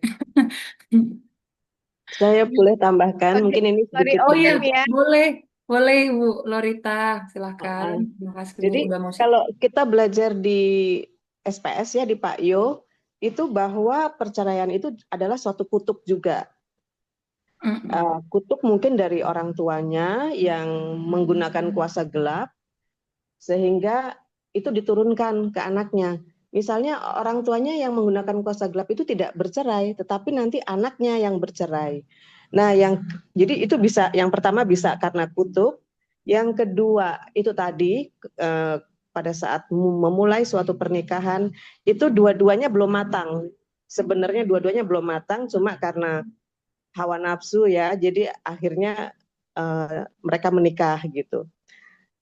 Nah, terus kemudian kalau soal kutuk ini itu yang harus dipatahkan, yang Pak Yo ajarkan juga kan, mematahkan kutuk, ada deklarasi, kemudian kalau misalnya suami istri tidak hidup di dalam Tuhan, maksudnya menjalani kehidupan sehari-harinya itu ya sebagai Kristen biasa aja, seperti awam pada umumnya, itu rentan untuk diserang oleh iblis, sehingga sering terjadi cekcok di dalam rumah tangga, dan juga kedua-duanya itu harus lahir baru. Kemungkinan kalau salah satunya belum lahir baru, mungkin yang sudah lahir baru ini bisa meredam. Kalau misalnya yang belum lahir baru ini emosi, yang sudah lahir baru ini bisa diam, meredam dan berdoa. Tapi kalau dua-duanya belum lahir baru, nah ini yang repot. Nanti sampai bagaimana dia mendidik anak-anaknya tuh pun polanya akan sama. Biasanya kalau ini menurun ya, kalau perceraian itu menurun. Kalau orang tuanya tidak menjaga komitmen pernikahan, nanti anak-anaknya juga akan begitu karena melihat contoh dari orang tuanya seperti itu. Jadi ini kompleks sekali sebenarnya kasus perceraian. Ini ada lagi teman saya tanya nih, dia punya teman yang suaminya itu berlayar pelaut gitu ya. Udah 13 tahun nggak ada kabarnya. Kita nggak tahu apakah suaminya itu di luar negeri dia udah menikah lagi atau mungkin meninggal, kan nggak ada, pokoknya putus komunikasi. Nah, pertanyaannya apakah si istri ini boleh menikah lagi dengan orang lain gitu. Padahal kalau di dalam Kristen kan terikat tadi ya, apa yang sudah dipersatukan Tuhan tidak boleh diceraikan oleh manusia. Nah, seperti itu. Itu menjadi dilema juga nih kasus yang ini ya. Seperti itu. Jadi itu semua tergantung bagaimana seseorang menjalani kehidupan pernikahannya bersama Tuhan atau tidak, seperti itu. Ya. Iya. Jadi yang penting kalau kita hidup di dalam Tuhan, itu Tuhan akan jaga rumah tangga kita, keluarga kita, dijauhkan dari intrik-intrik dari iblis ya untuk merusak rumah tangga tersebut, seperti itu. Itu aja, Mbak Herlina. Baik, terima kasih banyak luar biasa Bu Lorita atas sharingnya. Ternyata ada perspektif baru yang kita dapatkan bahwa perceraian itu ada juga faktor ekstrinsiknya tadi ya. Tapi kembali lagi, apapun masalahnya, jawabannya tetap mendekatkan diri pada Tuhan. Lahir baru atau saling mendukung kalau salah satunya belum lahir baru, saling mempengaruhi supaya bisa semakin mengenal Tuhan. Sebenarnya apa ya setiap pergumulan emang kuncinya adalah mendekatkan diri sama Tuhan, apa sih istilahnya, berdiskusi itu sama Tuhan, jangan dengan pikiran kita sendiri kan. Soalnya kalau pikiran kita sendiri itu tadi sifat manusiawi kita yang menguasai kita. Jadi mungkin eh, yang kita dapatkan dari sharing ibu-ibu ini adalah semakin menumbuhkan rasa pengertian yang berdasarkan apa yang Tuhan ajarkan. Jangan berpegang pada pengertian kemanusiaan kita, walaupun kita dalam kondisi yang mungkin eh, nggak akal kita pun nggak jalan gitu karena kita udah misalnya kayak entah itu KDRT itu udah emosi, akal kita itu udah menguasai kita, udah emosi segala macam. Tapi cobalah untuk mengambil waktu sendiri untuk merenungkan kira-kira maksud Tuhan gimana gitu, solusi yang Tuhan ingin tunjukkan supaya kita lakukan itu seperti apa. Mungkin itu ya ibu-ibu. Ada lagi yang mau sharing tentang cerita perspektif Alkitab tentang perceraian ini? Baik, cukup. Mungkin kita lanjut ke pertanyaan berikutnya. Diskusi berikutnya kita akan membahas tentang apakah arti dari tetapi banyak orang yang terdahulu akan menjadi yang terakhir dan orang yang terakhir akan menjadi yang terdahulu. Kira-kira ini artinya apa sih gitu? Kenapa Tuhan menekankan hal ini? Nah, ini tadi ada kaitannya sama diskusi kita yang pertama tentang rasa iri hati dan cemburu. Mungkin ibu-ibu boleh saling sharing lagi. Ibu-ibu yang mungkin belum belum memberikan suara yang bagus ya. Coba saya lihat. Maaf ya ibu-ibu kalau saya misalnya menunjuk nama. Mungkin dengan Kak Julia. Kak Julia tadi. Bu Julia. Iya. Ya, Julia, jadi itu Lim Julia. Iya, boleh Kak sharing. maksudnya yang terdahulu. Jadi Iya. pertanyaannya dari tetapi banyak orang yang terdahulu akan menjadi yang terakhir dan Ya. orang yang terakhir akan menjadi Wah, sangat dalam banget ya artinya ya. Kalau Mungkin itu boleh dilihat di Matius pasal 19 ayat 30 atau yang pasal 20 perumpamaan tentang pekerja di kebun anggur. Matius 19 ayat 20. Jadi Matius berapa ya? 19 ya, Bu ya? Di Matius 19 ayat 30 sama di perumpamaan tentang orang-orang upahan di kebun anggur.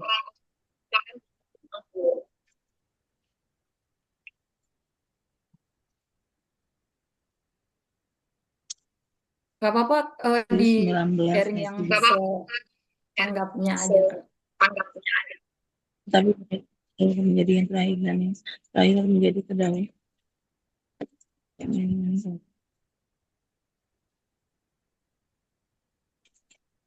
Jadi saya tangkap di sini, ini kan pertanyaan dari datangnya kami telah meninggalkan segala sesuatu mengikut Engkau. Jadi apakah ada pertanyaan apakah yang kita peroleh gitu? Tapi kata Yesus kepada mereka, aku berkata kepadamu sesungguhnya pada waktu penciptaan kembali, apabila anak manusia bersemayam di tata kemuliaannya, kamu yang telah mengikut aku akan duduk di atas ke-12 tata dan menghakimi ke-12 suku Israel. Dan setiap orang yang karena namaku meninggalkan rumahnya, saudara laki-laki atau saudara perempuannya, bapak atau ibunya, anak-anak atau ladangnya, akan menerima kembali 100 kali lipat dan memperoleh hidup yang kekal. Tapi banyak orang yang terdahulu akan menjadi yang terakhir. Jadi mungkin saya tangkapnya di sini begini Bu ya.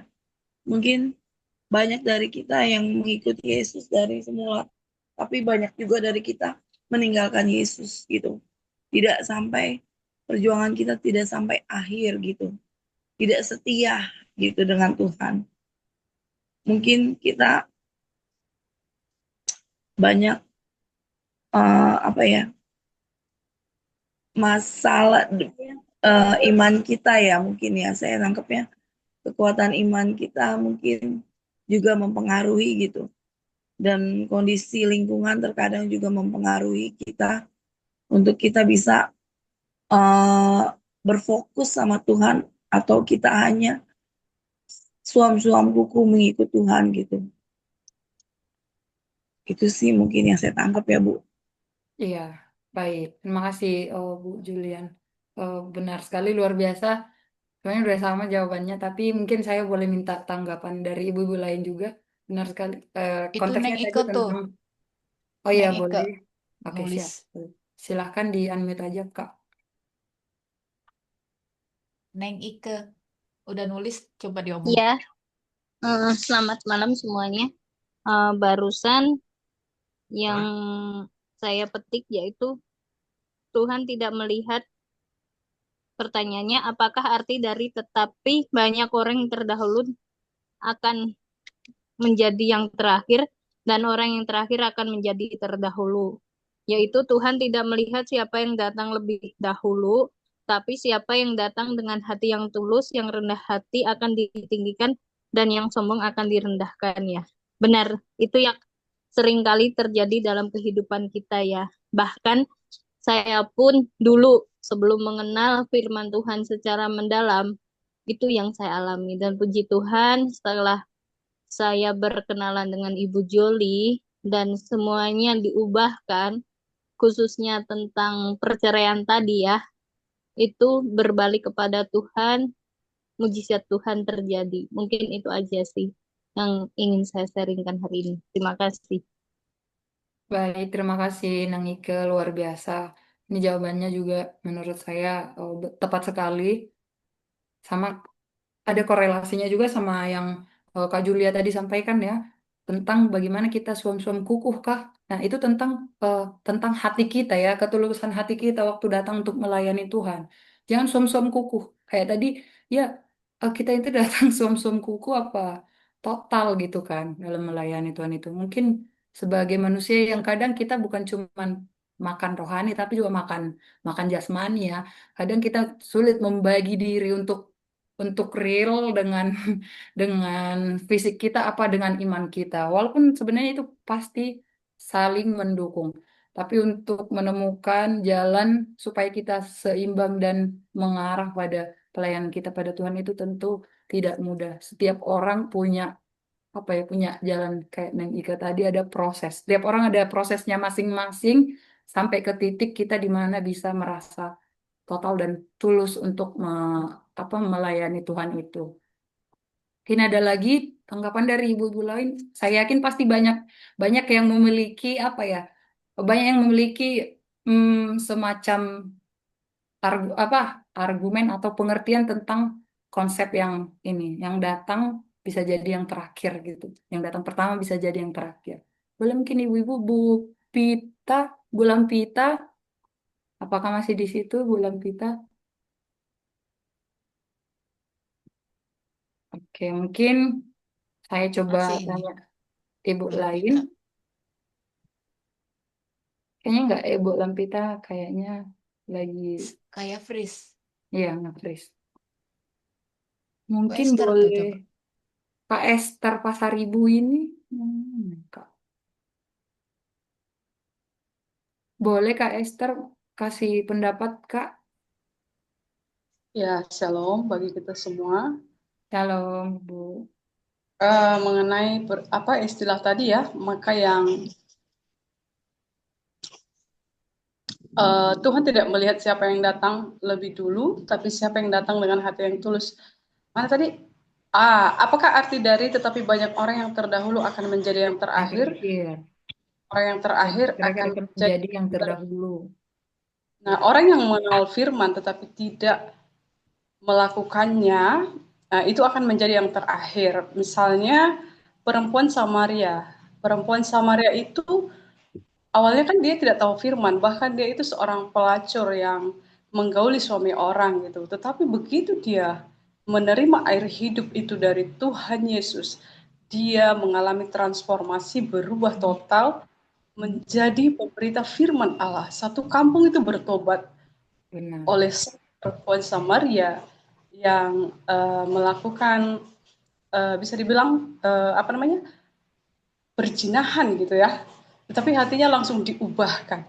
Yang awalnya dia nggak mengerti firman, dia termasuk orang yang terkemudian ya, tetapi Betul. menjadi orang yang terdahulu. Menurut saya seperti itu sih. Iya benar. Oke. Kemudian seperti ini pemungut cukai juga Zakheus ya. Zakheus yang awalnya dia adalah pemungut cukai, memeras harta orang gitu. Begitu dia ketemu Yesus dan Yesus mengatakan aku akan makan bersama di rumahmu. Dia mengucapkan apabila ada yang hartanya aku peras, aku akan mengganti 3 sampai 4 kali lipat. Wah, itu luar biasa. Jadi ada transformasi perubahan yang radikal. Ya, perubahannya nggak hanya sedikit tetapi berubah total gitu. Jadi saya pikir itu yang dimaksud dengan istilah tadi. Terima Iya. kasih. Baik, luar biasa. Terima kasih Bu Esther, perspektif baru. Wah, tujuan maksud apa artinya sama tapi dengan case yang berbeda ya. Apa contoh yang berbeda. Jadi eh, yang datang terakhir ini tidak menjamin bahwa mereka itu datang terakhir karena nggak mau gitu ya. Tapi karena mereka belum tahu. Karena mereka tidak tahu apa yang Tuhan inginkan itu sama kayak mungkin tadi itu sama yang pekerja-pekerja yang dicari sama tuan pemilik kebun anggur itu ya. Mereka itu mencari pekerjaan di pasar tapi mungkin tidak menemukan. Saat ditemukan, mereka langsung mau gitu disuruh kerja. Yang artinya yang datang terakhir bukan karena mereka yang di apa yang datang terakhir bukan karena mereka tidak mau bekerja, tapi mereka tidak dipertemukan. Artinya juga sama kayak kasus Zakheus dan perempuan yang diceritakan sama Bu Esther tadi ya. Waktu mereka udah tahu eh, firman Tuhan itu seperti apa, mereka langsung berubah secara radikal. Yang walaupun mereka mungkin eh, bukan orang yang terdahulu mengetahui firman, tapi mereka langsung melakukannya. Artinya, sementara kayak tadi kasus apa perumpamaan tentang orang muda yang kaya, saat dia udah apa dia melakukan apapun yang Tuhan perintahkan tadi kayak tidak mencuri, tidak membunuh gitu kan. Tapi waktu Tuhan memberikan firman lagi, dia ciut, dia mundur. Padahal artinya dia kan datang lebih dulu. Artinya dia udah tahu firman, tapi dia ciut. Yang pada akhirnya ya dia nggak yang pada ujungnya juga dia artinya tidak mengimani kembali kan pada akhirnya gitu. Dia hanya mengimani apa yang menurut dia ingin dia imani. Jadi dia memilih-milih gitu. Tapi udah sombong dulu, udah nagih sama Tuhan gitu. Apalagi biar hidup kekal gitu. Padahal bukan itu yang Tuhan apa ya tadi yang Tuhan maksud. Makanya mungkin Tuhan tegaskan juga firman-Nya di sini yang datang terdahulu bisa jadi yang terakhir. Dan di sini juga yang mau ditekankan dari dari eh, apa kalimat ini adalah bahwa yang orang yang terdahulu itu tadi dari menurut pemahaman saya mungkin menurut pemahaman yang saya dapat ya bahwa mereka kan dari awal udah sepakat apa yang akan mereka dapatkan untuk apa yang mereka kerjakan. Tapi waktu mereka melihat upah yang diberikan pada orang yang udah datang dari jam berapa, mereka mulai menghitung-hitung tuh, menghitung-hitung apa yang mereka kerjakan. Artinya mereka menghakimi sendiri upah yang padahal bukan bukan mereka pemberi upah. Yang menentukan upah itu kan si pemberi upah. Sama kayak kita juga manusia. Kenapa kita menghitung-hitung apa yang harusnya Tuhan berikan sama kita? Enggak, makanya itu tadi kenapa muncul rasa iri dan cemburu itu. Karena kita menghitung-hitung. Padahal yang berhak menghitung-hitung itu kan bukan kita. Yang berhak itu adalah Tuhan itu, si pemberi upah itu. Bukan kita. Makanya ditekankan sama si pemilik kebunnya kan. Kita udah sepakat tadi eh, satu hari gajinya 1 dinar. Dan kalau aku murah hati, apakah kamu iri saat saya murah hati gitu. Jadi ayat itu menurut saya juga memberikan perspektif lainnya. Kalau si perspektifnya si yang datang terdahulu itu kan upah si yang datang jam berapa ini kok sama kayak aku. Sementara perspektifnya yang si pemberi upah itu adalah dia bermurah hati. Bukan masalah kamu datang segini, aku lebih sayang sama yang datang terakhir. Bukan masalah lebih sayangnya, tapi itu adalah masalah murah hatinya. Dan kalaupun mungkin kita lihat eh, dalam hal upah ini kan yang si pemilik kebun itu memanggil mereka karena mereka menganggur. Artinya mereka kalaupun duduk di situ, mereka itu tidak dapat apa-apa kan. Yang artinya waktu si pemilik kebun anggur memberikan upah yang merata pada mereka, itu akan menjadi kebutuhan yang sama untuk mereka kan kalau kita perhitungkan secara manusiawi.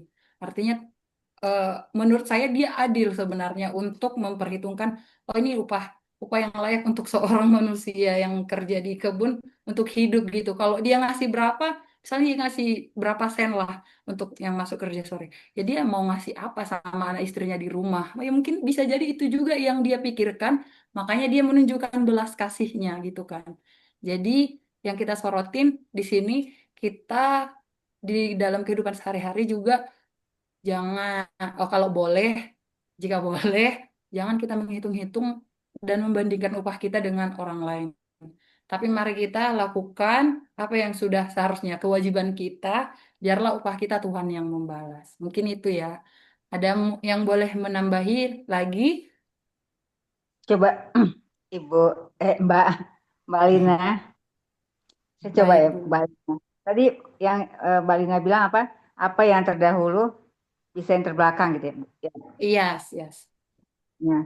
Jadi saya pikir gini, bisa juga karena saya ingat, tapi saya lupa di mana firman ini mengatakan bahwa nanti suatu waktu kata Tuhan pengertian apa Alkitab ini, firman ini bisa berkembang terus sebenarnya. Jadi apa bisa diartikan banyak gitu ya. Tapi saya mencoba gini. Apa yang dikatakan terdahulu itu ketika kita mendahului kesenangan duniawi, kita mendahului kesenangan duniawi, itulah yang kita utamakan, padahal itu sia-sia di hadapan Tuhan.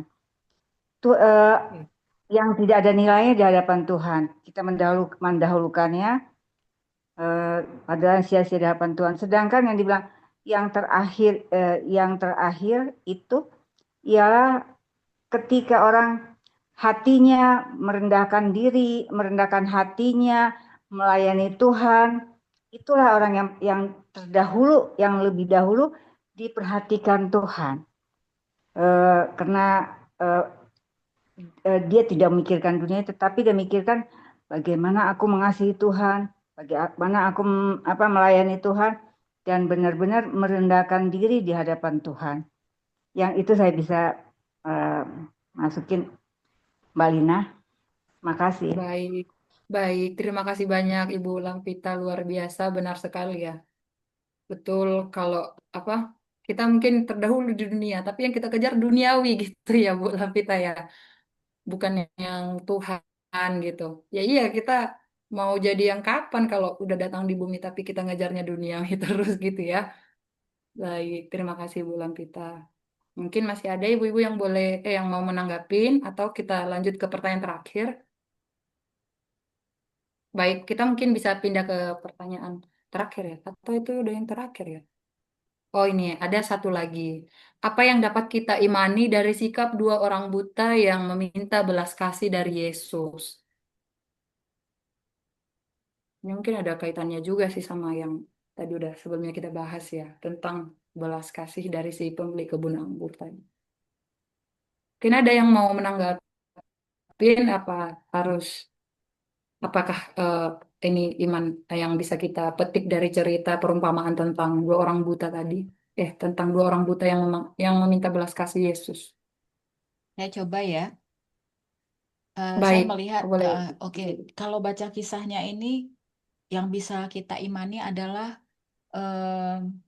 dari dua buta ini adalah memiliki iman yang teguh ya. Jadi di sini kan kita bisa lihat di ayat 31, jadi waktu si orang buta ini berseru memanggil Tuhan Tuhan gitu, orang banyak itu menegur, tetapi mereka itu nggak peduli gitu kan. Mereka nggak peduli walaupun mereka ditegur, bahkan mereka itu memanggil lebih keras lagi gitu kan. Tuhan anak Daud kasihanilah kami. Nah, di sini kita lihat bahwa mereka itu dua orang buta yang pantang menyerah gitu ya, tidak menyerah meskipun awalnya mereka tidak didengarkan, bahkan mereka ditegur seperti itu. Nah, yang kedua dari Yesus sendiri ya. Nah, karena iman mereka yang teguh itu, karena mereka itu tidak menyerah, ya tidak menyerah walaupun mereka di awal tidak didengarkan, terus berani meminta pertolongan pada saat situasinya seperti ini ya, berbondong-bondong banyak orang gitu ya. Nah, tetapi mereka teguh gitu. Nah, atas keteguhan iman inilah kemudian tergeraklah hati Yesus oleh belas kasihan, lalu menjamah mata dua orang buta ini dan seketika juga melihat dan kemudian memang mengikuti dia. Jadi ya itu tadi ya, kita pelajari di sini mengenai keteguhan hati, iman yang teguh dan memiliki keteguhan hati serta tidak menyerah. Walaupun di awal mungkin tidak didengarkan ya, kita bilang kalau sekarang misalnya di awal mungkin kita doa setengah mati ya, udah doanya wah udah super luar biasa, tapi tidak didengarkan gitu awal-awalnya. Tetapi karena kita terus taat, Terus, terus Kak, tadi teguh kayaknya jaringan saya udah. ya, ya pada akhirnya didengarkan oleh Tuhan seperti itu. Itulah kira-kira yang saya dapati. Mungkin bisa disambung ibu lain. Baik, makasih banyak Kak Juli. Maaf tadi jaringan saya udah gangguan, tapi saya udah dengar tadi Oh, setengahnya tentang keteguhan iman dan eh, iya, tetap yakin ya, tekun, walaupun iya. ya betul-betul. Baik, benar sekali ya Kak Joli dan ibu-ibu sekalian. Mungkin ada yang mau menambahin sebelum saya coba kumpulkan jawabannya. Itu Kak Linda itu coba Kak Linda Panjaitan. Baik, Kak Buka Linda tuh. boleh ditambahin. Silakan aja langsung di-unmute ya Kak. Aku kan datangnya terlambat banget nih. Jadi denger-denger dulu ya Joli ya, Maherlina ya, kayaknya luar Wah, biasa nih teman-teman kita semua. Tapi saya dapat masukan-masukan yang banyak nih dari sini. Maaf Bu Joli, maaf Ibu Herlina, saya dengar-dengar dulu ya. iya nggak apa-apa Kak. Tapi kayaknya Kak Linda, walaupun tidak ikut baca Alkitab, saya yakin udah mengimani sih ya. Boleh Iya lah Kak. benar. Boleh lah Kak di-sharing sedikit Kak. Itu saya nggak jauh-jauh juga ini dari Ibu Joli gitu kan. Jadi apa itu namanya? Memang itulah ya. Tapi ini yang apa ya Herlina ya tadi kok. Maaf Oh, nih tadi saya nih agak oh ini saya ini tutup tutup yang itu ya. yang case-nya tentang orang buta di pinggir jalan yang manggil-manggil Tuhan Yesus Kak buat diminta disembuhin. Padahal orang udah negur dia supaya diam karena Yesus juga nggak dengarkan. Tapi mereka makin berteriak keras sampai pada akhirnya Yesus tergerak oleh belas kasih dan menyembuhkan mereka. Ya memang ini hampir sama ya. Jadi kalau saya di sini mengatakan bahwa orang ini memang bukannya baru itu saja dia berniat untuk minta pertolongan sampai dia mengatakan Tuhan, Tuhan gitu berapa kali ya. Memang dia sudah lama sekali merindukan. Saya juga tahu pasti Tuhan juga tahu hati dia gitu kan. Gimana juga yang paling terpenting dia memang dengan sungguh-sungguh gitu kan. Dengan sungguh-sungguh dia meminta pertolongan sama Tuhan. Jadi di sini bisa juga saya mengatakan, jadi kalau kita juga ya, sebab ini juga saya rasakan sendiri gitu ya. Saya tuh kadang-kadang suka ini juga gitu ya, bingung gitu. Bukannya bingung, oh lama-lama saya mengerti, oh ini salah saya gitu ya. Pada waktu kaki saya kesleo, saya dengan sungguh-sungguh Saya mengatakan dalam nama Yesus, otot, urat yang kesleo, terkilir, kiri ke kanan, sekarang ini juga aku perkatakan dalam nama Yesus. Pindah engkau. Pindah urat, pindah otot, pindah. Semuanya oleh karena darah Yesus, ku bilang gitu kan. Tahu teman-teman, saya sendiri juga sampai kaget. Nggak ada 1 menit dia kaki saya bisa goyangkan. Bisa saya gerakan. Tapi waktu saya sakit perut mules, karena saya menganggap remeh ya. Mungkin saya di situ hanya berdoanya begitu saja. Tidak sembuh-sembuh tuh. Tidak sembuh-sembuh, nggak sembuh yang secepat tadi. Jadi di sini saya menekankan bahwa kita diajar ya untuk seperti orang buta itu tadi. Aku percaya dia sudah lama itu menunggu pertolongan. Tiba saatnya ada Tuhan Yesus di situ. Dia boleh berseru-seru dengan segenap hatinya, dengan segenap pikirannya, dengan segenap kemauannya yang luar biasa. Tuhan juga saya tahu pasti mengenal hatinya, mengenal pikirannya, dan juga jadi Tuhan dengan tidak ragu-ragu untuk melepaskan kesembuhan bagi orang itu. Itu aja Herlina. Ya, siap. Makasih. Makasih banyak Ibu Linda. Luar biasa kesaksian yang sangat luar biasa langsung dari Ibu Linda ya. Seperti Amin. kita dengarkan eksklusif dari Bu Linda, langsung sembuh. Jadi mungkin Amin. amin. Jadi memang benar ya dengan kesungguhan, dengan iman dan keteguhan hati seperti yang dikatakan Kak Juli tadi juga.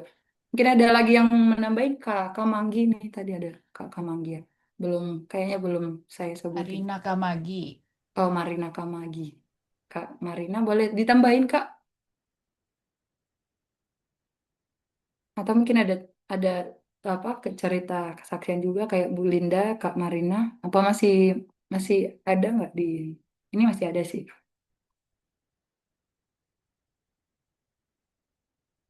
Baik, kayaknya nggak bagus mungkin jaringannya. Jadi itu yang udah dijelaskan sama Kak Joli, sama Bu Linda tadi ya. Sebenarnya secara keseluruhan udah disampaikan semua, yaitu ada keteguhan iman dan kesungguh-sungguhan itu tadi. Seperti yang kita tahu itu dia konteksnya orang buta, mereka tidak bisa melihat, hanya bisa mendengar.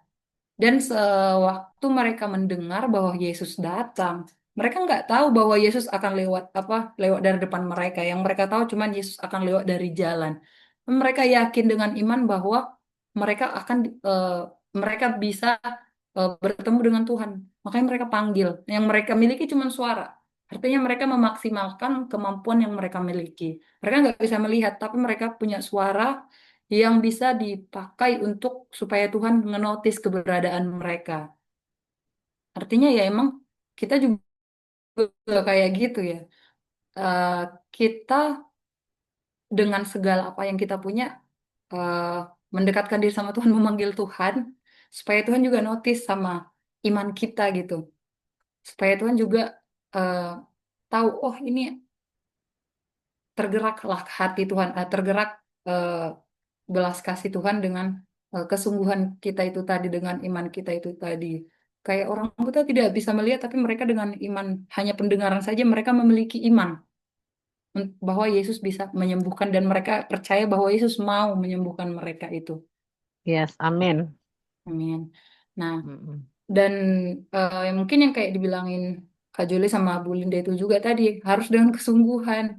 Kita mungkin bisa yakin oh Tuhan menyembuhkan kita, tapi kita tidak dengan kesungguhan. Misalnya entah dari kesungguhan itu ya bisa kita artikan kayak dari doa kita yang sungguh-sungguh, dari upaya kita untuk sembuh, menjalani pengobatan gitu-gitu kan. Jadi ya arti dari kesungguhan itu bisa kita terjemahkan seperti itu mungkin dengan berbagai upaya yang kita bisa tunjukkan, kita lakukan gitu. Tidak hanya sekedar berdoa, tapi bersungguh-sungguh berdoa. Yes, amin. Maka Tuhan juga akan tergerak oleh belas kasih. Karena kita tahu Tuhan itu adalah Tuhan yang kita sembah adalah Tuhan yang penuh dengan belas kasih. Mungkin itu eh, pertanyaannya udah habis semua. Ibu-ibu terima kasih atas tanggapan dan juga sharing pengalaman. Semuanya luar biasa, memberikan banyak sekali perspektif dan banyak sekali pengertian yang tadi saya mencoba membaca sendiri. Saya langsung bilang sama Kak Jolika, ini saya ada pertanyaan, tapi saya juga nggak tahu jawabannya. Benar-benar saya nggak tahu jawabannya. Tapi saya bilang, saya tanyakan aja karena saya nggak tahu. Saya yakin ibu-ibu di sini pasti semua bisa jawab. Dan benar aja, semua bisa dijawab. Amin. Iya, benar Bu. Ibu Dan semua Ibu bisa dijawab. Ibu Herlina, saya angkat jempol, imannya luar biasa. Saya tahu pasti yang di sini pasti tahu karena ada imannya. Jadi berarti semuanya bisa terjawab dengan baik ya Ibu Benar, Herlina. benar, benar, benar Bu. Haleluya. Benar. Iya benar, tapi itu benar. Karena saya tadi kayak pertanyaan arti ketegaran hati ini maksudnya apa ya? Kenapa Mm-mm. kalau kita tegar dibolehin cerai gitu kan? Padahal kan nggak boleh gitu. Nah itu Mm. saya nggak menyiapkan jawaban ya. Kalau misalnya ibu-ibu tidak ada yang menjawab, saya juga tidak punya jawaban. Jadi saya banyak terima kasih sama ibu-ibu semua yang sudah ikut memberikan apa ya perspektif baru bagi saya. Dan mungkin untuk kita semua dan pengalaman-pengalamannya juga luar biasa. Ada Kak eh, Eti ya tadi juga masih pengalaman luar biasa dan udah pernah memberikan kesaksian. Jadi itu memberikan perspektif baru bagi kita bagaimana untuk memulai sebuah pernikahan itu. Mungkin itu yang bisa kita sampaikan. Ada lagi ibu-ibu yang mau disampaikan sebelum kita tutup dengan doa. Baik, kayaknya udah nggak ada ya. Mari kita bersatu dalam doa. Ya. Ya Tuhan, terima kasih ya Bapak, Bapak yang baik, Bapak yang penuh belas kasih, dan Bapak yang penuh dengan keadilan ya Tuhan. Karena malam ini Engkau berikan kami setiap hati, setiap pikiran, satu persatu untuk memberikan keberanian bagi kami menyampaikan ya Tuhan, rema-rema yang kami dapatkan saat membaca firman-Mu. Juga ya Bapak, terima kasih untuk penyertaan-Mu sehingga yang kami diskusikan di tempat ini benar-benar ya Tuhan membuka pikiran kami, memberikan pengertian baru, memberikan pengertian keimanan yang lebih mengenal-Mu, yang lebih mendekatkan diri tentang pengertian kehidupan yang sesuai dengan perspektif Alkitabnya Tuhan. Kiranya ya Bapak, Amen. diskusi kami ini kami imani ya Bapak, dan kiranya ini semua semakin mendekat, semakin sesuai dengan apa yang Engkau mau. Apapun yang terjadi, apapun rema yang kami sharing, jika terjadi kekeliruan ya Tuhan, atau yang tidak sesuai dengan apa yang Tuhan inginkan, kiranya Bapak, Tuhan benarkan eh, dalam hati kami masing-masing, Tuhan sampaikan lewat apapun juga, supaya kami meluruskan pengertian kami sesuai dengan apa yang Tuhan hendak sampaikan. Amen. Ya Bapak, mungkin sudah cukup rema kami hari ini. Kami bersyukur, memuji, memuliakan atas kemurahan-Mu memberikan kesempatan ini ya Bapak. Terima kasih juga untuk ibu-ibu yang sudah bersedia sampai jam segini juga masih segar semua untuk saling sharing pengalaman iman masing-masing. Kiranya Tuhan, Tuhan tetap tumbuhkan semangat bagi kami supaya kami tetap menjadi saling berbagi dan menjadi lampu dan lilin untuk kami saling satu sama lain untuk masing-masing saling menerangi. Ya Bapak, Amen. kami juga manusia yang tidak pernah luput dari dosa. Engkau tahu ya Tuhan, mungkin pun selama diskusi ada gangguan, distraksi pikiran kami yang mungkin tidak Engkau senangi ya Bapak, yang tidak berkenan di hadapan-Mu. Kiranya Tuhan, kami tahu Engkau Maha Pengampun, ampuni ya Bapak, dan kiranya tidak menjadi penghalang bagi kami untuk menerima kasih dan juga kemuliaan. Inilah doa yang kami panjatkan di dalam nama anak-Mu Yesus Kristus yang kami percaya, yang selalu ingin kami kenal lebih dekat, dalam nama anak-Mu Yesus, putramu yang tunggal, kami berdoa dan mengucap syukur. Amin. Amin, amin, amin.